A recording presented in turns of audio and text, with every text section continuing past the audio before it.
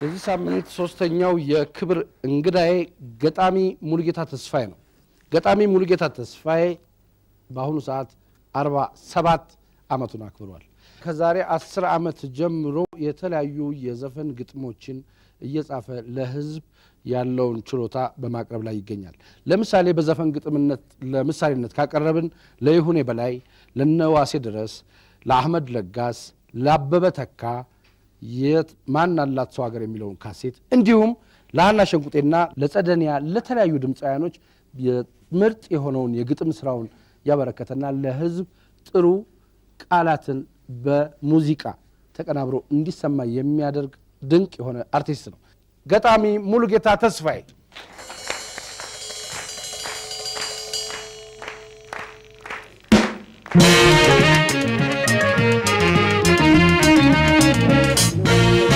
በጣም አመሰግናለሁ። በቅድሚያ ተቀብለህ አመሰግናለሁ። እስቲ እየጠጣን ነውና ያው እነሱም እየተጋበዙልኝ ነው። ሮያል ክራውን ወይም ሃይላንድ። አመሰግናለሁ። እንደው ግጥም ለመጻፍ የተለየ ተሰጥኦ ያስፈልጋል?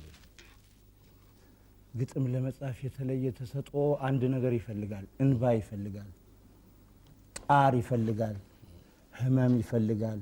ከታመመው ጋር አብረህ የምትታመም ከሆነ፣ ከሚያለቅሰው ጋር አብረህ የምታረግድ ከሆነ፣ ከሚደሰተው ጋር አብረህ የምትደሰት ከሆነ፣ ህብረተሰቡን ህዝቡን በትክክል የምታውቀው ከሆነ ጥሩ ጸሐፊ ይወጣል ብዬ አስባለሁ። ስለዚህ ልዩ ተሰጥኦ ይፈልጋል ማለት። ልዩ ተሰጥኦ እንግዲህ ያው ማልቀስ ነው። ቡቡ መሆን አለብህ፣ አዛኝ መሆን አለብህ፣ ሩህሩህ መሆን አለብህ። የዘፈን ግጥሞች እንደው ከሌላ የግጥም ዘርፎች በምንድን ነው የሚለዩት? እነሱ ሌላ ህመም አለባቸው። ምን መሰለ፣ ዘፈኑ በሚሰራበት ሰዓት ዜማው ይዞት የሚመጣው ልሳን ነውና ልሳኑ ጠርቶት የሚመጣው ቃል አለ ከወደ ኋላ። ስለዚህ ያንን የማዳመጥ አቅም ነው የሚያስፈልግህ። ልሳኑን መተርጎም አለብህ። ለምሳሌ ወፍዬ የሚለውን ያበበ ተካን ዘፈን አሃ በቅሎዬ አሃ በቅሎዬ ብታረገው ወፏ ድምፅ አይመጣም እና ይርቃል፣ በጣም ያልፋል። ስለዚህ ግጥሙን በምጽፍበት ሰዓት አንደኛ ዜማውን መተርጎም አለብህ። ሁለተኛ ደግሞ ለሙዚቀኞቹ ክፍተት የሚሰጥ ነገር፣ ለሙዚቃ ስራ የሚረዳቸው ነገር፣ ለኢምፕሮቫይዜሽን የሚያገለግል ነገር ለዛ ደግሞ ያስፈልጋል። ስለዚህ ይለያል። ሌላው አንተ ምን ነው በስራዎች ላይ ገጣሚ ሙሉጌታ ግጥም ለመስጠት ዘፋኞች ይመርጣል ትባላለህ እና ትክክል ነው ወይ? መጀመሪያ መቼ መጥተው ነው እኔ እስከ መምረጥስ ካለመምረጥስ የምደርሰው? እነሱ መቼ መጥተው ነው እኔ ለመምረጥስ ላለመምረጥስ የምደርሰው? የምመርጥበት አክሴስ ቢኖረኝ ብመርጥ ወዳለሁ። ግን አሁን ባለሁበት አቅም አንደኛ የኔም አቅም ውስን ነው፣ የኔም ችሎታ ውስን ነው። ስለዚህ ዘፋኝ ለመምረጥ አልችልም። ሌላውስ ለምሳሌ በሙዚቃ ቤት ደረጃ እንምጣና አንተ ሙሉጌታ የሰራኸውን ግጥም ለአንድ ድምፃዊ ልትሰጠው ማለት ነው የሚያሰራው ሙዚቃ ቤት ነውና በእነዚህ በሙዚቃ ቤት ባለሀብቶች በነጋዴዎቹና በአንተ እንደው መካከል የተፈጠረ ችግር አለ? ለምሳሌ በግጥም ስራ ላይ ይሄን አልቀበለውም ያንተን ግጥም ይላል እንግዲህ ምንድን ነው መሰለህ፣ ጉሮሮ የሚወጣውን እጅ መጥነዋል ይባላል። የኔ ጉሮሮ እጄ የሚመጥነው አለው እና እኔ ደግሞ ለራሴ እንደምጎርሰው አርጌ ነው ለወዳጅ የማጎርሰውና ሰርቼ ስሰራው አሪፍ አርጌ ሰርቼ ስሰጠው ምናልባት ሰውየው አቅም አንሶት እንዲህ ምልህ ሊደክም ይችላል። ያኔ አለመግባባት ሊፈጠር ይችላል፣ አለመስማማት ሊፈጠር ይችላል። ይሄ ያለ ነገር ነው። ግን ይሄን ነገር ይስተካከል ቢል ይስተካከልና ይስተካከልም አይስተካከልም በመጀመሪያ ደረጃ እኔ በመፈልገው መንገድ ካልሆነ በስተቀር ንክት አላረጋትም፣ አትቀበለው። 4 ነጥብ። እሺ ሙሉጌታ እንደው እስካሁን ከጻፍካቸው የትኛውን ግጥምህ ነው? መቼም አንድ ሰው ከልጆቹ የትኛውን ትወዳለህ አይባልም፣ ግን ከሰራው የትኛውን ትወዳለህ ይባላል። ከልጆችህም ይባላል። የሚደፍር ስለሌለ ነው። እኔም ደግሞ ስራዎች እንደ ልጆች ናቸው። አዎ እንደው የትኛው ስራህ ነው አንተ በጣም የምትወደው? እኔ አሁን የእውነት ለመናገር ወፍዬን በጣም ወዳታለሁ። ሆዴ ባላበሾ የሚል አለ አንድ የሃና ሸንቁጤ፣ እሱን ወደዋለሁ። ተሸኘሽ ወይ የሚል አንድ ዘፈን አለ ለአበበ ብርሃኔ ለባለቤት የሰራሁት፣ እሱን ወደዋለሁ። እነዚህን ወዳቸዋለሁ። ያው ጣት ከጣት ይበልጥልም፣ አውራ ጣትና ይሄኛው እኩል አያጠብቅም አይደለም? እንደዛ ለማለት እንደው የምትወደውን ስንኝ እንደው ቀስ ብለህ ታልልኛለህ ለዚህ ልልሃለሁ አሳምሬ ነው እንጂ እንኳን ይሄ ሁላ መኳንንት ተቀመጡ ብቻዬንስ ቢሆን እሺ በል ነፈጎ ታማ ትንፋሽ አጥሯት ደክማ ስታጣጥር ማን ያቃናት ይሆን ውለታ ሳይቆጥር። ይቺ ወፍዬ ላይ ያለች አንዲት ስንኝ ናት።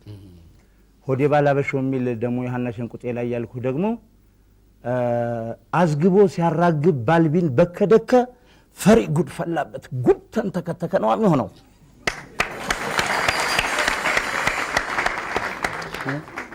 እንደው ገጣሚ ሙሉጌታ ለሰራው ስራ ተመጣጣኝ ክፍያ አግኝቻለሁ ብለህ ትገምታለህ? እንኳን ለግጥም ስራ ማንስ ቢሆን ላረሰው ለቆፈረው ተመጣጣኝ ዋጋና ክፍያ አግኝቶ ያውቃል ብለህ ታስባለህ አንተ? you think so? የታለ ገበያና ስራ ለየቀል አይደለም እንዴ? የሰለጠነ እኮ ነው ቀድሞ ልሶ የሚሄደው። ምንም ማድረግ አትችልም። አንተ ያለብህ ምንድነው? መስራት ነው፣ መፍጋት ነው።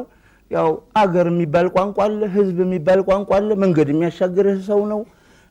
ብትሞት የምትቀበረው አገር ላይ ነው። ስለዚህ ለአገሩ ለሰው ስትል ግማሽ ለነፍስ ግማሽ ለስጋ ነው። ያው ተቀላቅለህ ትሄዳለህ። ሌላው በቅርብ ሰዎችም ይሁን ባንተ አካባቢ ያሉ እኔን ጨምሮ ማለት ነው ንጉስም ቅዱስም መሆን ትፈልጋለህ? አሳምሬ ይሄንማ ቆሜ ነው ለአገር የሰው የምነግረው። እስቲ ንገርልኝ። ንጉስ የሰው ልጅ ሲፈጠር ቅዱስም ንጉስም ይሆን ዘንድ ነው የተፈጠረው። ምሳሌ ከተፈለገ ቅዱስ ላሊበላ ንጉስን ልብ ይሏል። በቃ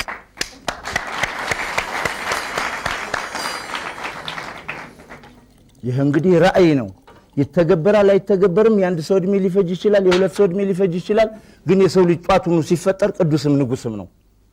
በቃ ይሄ ነው ትልቁ። አለቀ። እንደው ከዘፋኝ ሁሉ ለማን ግጥም ብትጽፍ እንደው ደስ ይላል? ኧረ እንዴት ነሽ? ለጌራ ወርቅ። ለምን? እኔ ለምፈልገው ጉዳይ አሪፍ ፈረሰኛ የሱ ነው። እኔ ለምፈልገው ጉዳይ የጌራ ወርቅ ድምጽ ይመቸኛል። እሱን ባገኘው በቃ ስራዎች ሁሉ ይደርሳሉ ብዬ አስባለሁ። መኖር የምትፈልገው እስቲ አንተ እንዴት ነው? እኔ መኖር የምፈልገው አሪፍ ነው። ሳልበላ ሳልጠጣ ሳልተኛ ወሲብ ሳልሰራ በቃ። ለሌላው ዝግጅቴ ላይ ብጠራ ሙሉጌታ ቃል ትገባልኛለህ? ድጋሚ በተለያየ ርዕስ ላይ በተጠንቀቅ። አመሰግናለሁ በጣም ሙሉጌታ። Thank you very much. You're welcome. You're welcome. You're welcome. ዋው ጥሩ ነው በጣም። ሌላ እንዳለህ አንጣ። ግድ የለም።